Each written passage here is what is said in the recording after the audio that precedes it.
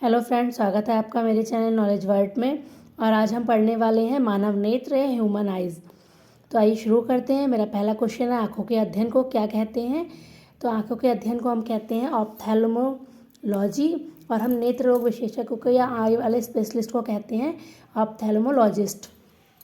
हमारे इसमें बाकी ऑप्शंस दे रखे हैं। ऑस्टियोलॉजी में क्या करते हैं हम? ऑस्टियोलॉजी में हम हड्डियों के बारे में पढ़ते हैं। अगला है कार्डियोलॉजी में हम पढ़ते हैं हृदय के बारे में अध्ययन करते हैं। अगला है हमारा हेमेटोलॉजी में हम क्या करते हैं? रक्त के बारे में अध्ययन करते हैं। तो इसमें इसका हमारा सही होगा ऑप्थेल्मोलॉजी। अगला क्वेश्चन है, आँखों की ऐसी बीमारी जिसमें आंसू सूख जाते हैं, तो वो बीमारी कौन सी है? वो है हमारी जीरोप्थेल्मिया। अगला क्वेश्चन है, मानव शरीर का कौन सा ऊतक जिसमें रक्त वाहिकाएँ नहीं होती हैं?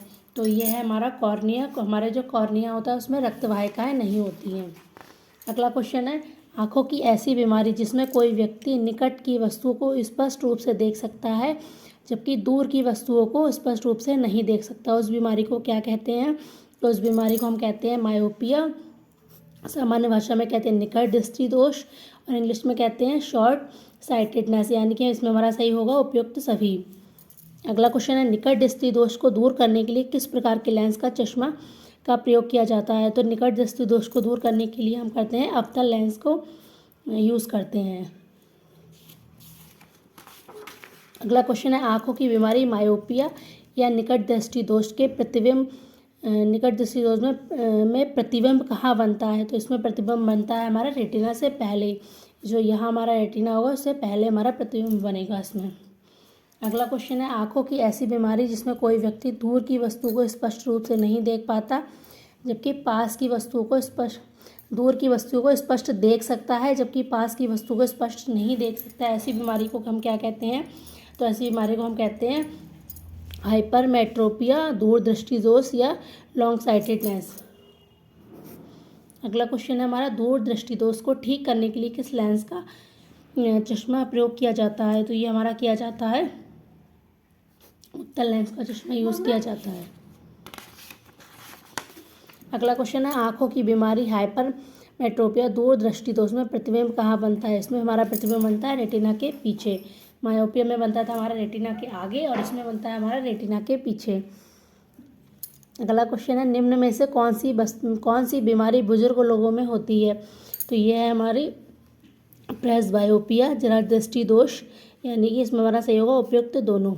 अगला क्वेश्चन है हमारा, बुजुर्गों को प्रेसबायोपिया जरा दृष्टि दोष होने पर कहाँ की वस्तुएं दिखाई नहीं देती? तो इसमें उन्हें ना ही पास की वस्तुएं दिखाई देती ना ही दूर की। इसमें हमारा सही होगा उपयुक्त दोनों, क्योंकि उन्हें पास की और दूर की कोई भी वस्तु दिखाई नहीं देती। अगला क्वेश्चन है हमारा, रतौंधी नाइट ब्लाइंडनेस को किस नाम से जाना जाता है? तो उसे हम जानते हैं निक्टोपिया। ये जो रतौंधी है हमारी नाइट ब्लाइंडनेस, ये विटामिन ए की कमी से हो जाती है। अगला क्वेश्चन है, ट्रैकोमा बीमारी किस अंग को प्रभावित करती है? तो ये ट्रैकोमा बीमारी है आँख को हमारी प्रभावित करती है। अगला क्वेश्चन है, किसी भी लेंस का फॉर्मूला क्या होता है? तो लेंस का फॉर्मूला हमारा होता है इसमें ऑप्शन सही होगा हमारा फर्स्ट वाला। ये होता है हमारा 1/f = 1/v - 1/u। इसमें जो हमारा f है ये f होता है हमारा फोकल लेंथ, और ये जो b है b होती है हमारी इमेज डिस्टेंस, और ये हमारा जो u है u होता है हमारा ऑब्जेक्ट डिस्टेंस।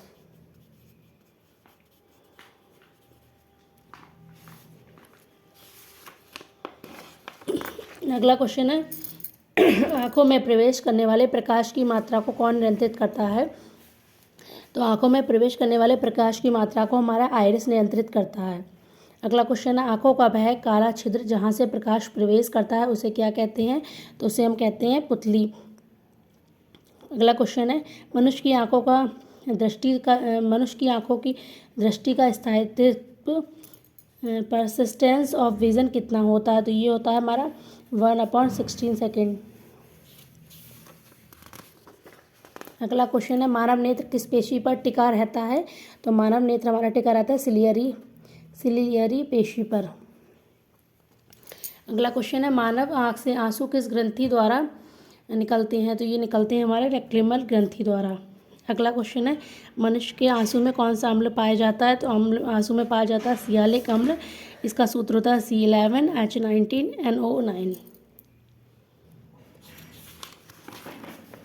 अगला क्वेश्चन है हमारा, मनुष्य की आँख अधिकतम कितने डिग्री तक देख सकती है? तो मनुष्य की आँख हमारी देख सकती है 150 डिग्री तक।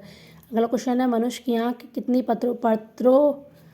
परतों से मिलकर बनी होती है? तो ये हमारी 3 परतों से मिलकर बनी होती है। अगला क्वेश्चन है, मनुष्य की आँख कौन सी 3 परतों से मिलकर बनी होती है? तो ये हमारा स्क्लेरा, रेटिना और क्लोरोल। इसमें सही होगा हमारा उपयुक्त सभी। Sclera, choroid, retina. अगला क्वेश्चन हमारा, मनुष्य की आँख का सबसे भारी भाग क्या है? तो मनुष्य की आँख का सबसे भारी भाग है स्क्लेरा। अगला क्वेश्चन है, मनुष्य की आँख में प्रतिबिंब कहाँ बनता है? मनुष्य की आँख में प्रतिबिंब बनता है रेटिना पर। अगला क्वेश्चन है, मनुष्य की आँख का उभरा हुआ भाग क्या है? मनुष्य की आँख का जो उभरा हुआ भाग है वो है कॉर्निया। अगला क्वेश्चन है हमारा, मनुष्य की आँख में रोशनी कहाँ से प्रवेश करती है? रोशनी प्रवेश करती है कॉर्निया से। नेक्स्ट क्वेश्चन है, मनुष्य की आँख आईबॉल को आकार कौन प्रदान करता है? तो ये करते हैं हमारे विट्रस ह्यूमर। अगला क्वेश्चन है, एक्वस ह्यूमर का मुख्य कार्य क्या होता है? तो एक्वस ह्यूमर का मुख्य कार्य होता है आंसू बनाना। नेक्स्ट क्वेश्चन है, मनुष्य की आँख का कौन सा सेल काली और सफ़ेद रंग की रोशनी प्रदान करता है? तो ये रोड सेल है, ये काली और सफ़ेद रंग की रोशनी प्रदान करता है। अगला क्वेश्चन है, मनुष्य की आँख में लेंस कहाँ पाया जाता है? तो मनुष्य की आँख में लेंस पुतली के पीछे पाया जाता है। अगला है, वो कौन सा प्राणी है जिसकी आँख का आकार मस्तिष्क से बड़ा होता है? तो शुतुरमुर्ग की आँख का आकार मस्तिष्क से बड़ा होता है। अगला क्वेश्चन है, स्कॉर्पियो बिच्छू के पास कितने आँख होते हैं? बिच्छू के पास होते हैं 12। अगला क्वेश्चन हमारा, वॉक्स जेलीफिश के पास कितनी आँखें होती हैं? तो इसमें होगा हमारा सही 24। अगला क्वेश्चन है, प्रकाश की किस घटना के कारण मनुष्य आँखों से देख सकता है? ये हमारा परावर्तन। अगला क्वेश्चन है, मनुष्य की आँख कितने मेगापिक्सल की होती है? तो ये होगी हमारे 576। अगला क्वेश्चन है, मधुमक्खी में कितनी आँखें होती हैं? तो मधुमक्खी में होती हैं हमारी। क्वेश्चन है हमारा, मधुमक्खी में कितनी आँखें होती है? तो इसमें हमारा ठीक होगा 5। अगला क्वेश्चन है, आँखों की बीमारी जांचने के लिए कौन सा टेस्ट किया जाता है? तो ये होगा ऑप्थेल्मोस्कोपी।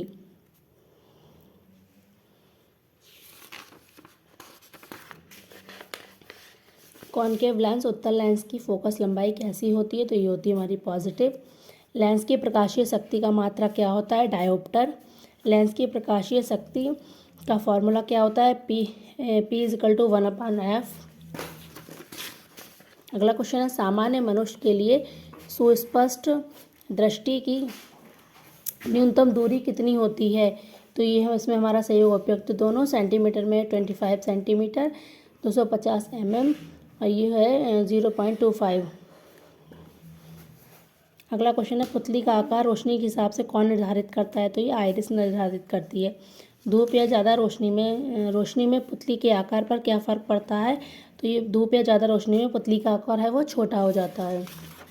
अगला क्वेश्चन है, अंधेरे में या कम रोशनी में पुतली के आकार पर क्या फ़र्क पड़ता है? तो अंधेरे में या कम रोशनी में पुतली का आकार हमारा बड़ा हो जाता है, जिससे कि हमें दिखाई दे सके ज़्यादा से ज़्यादा।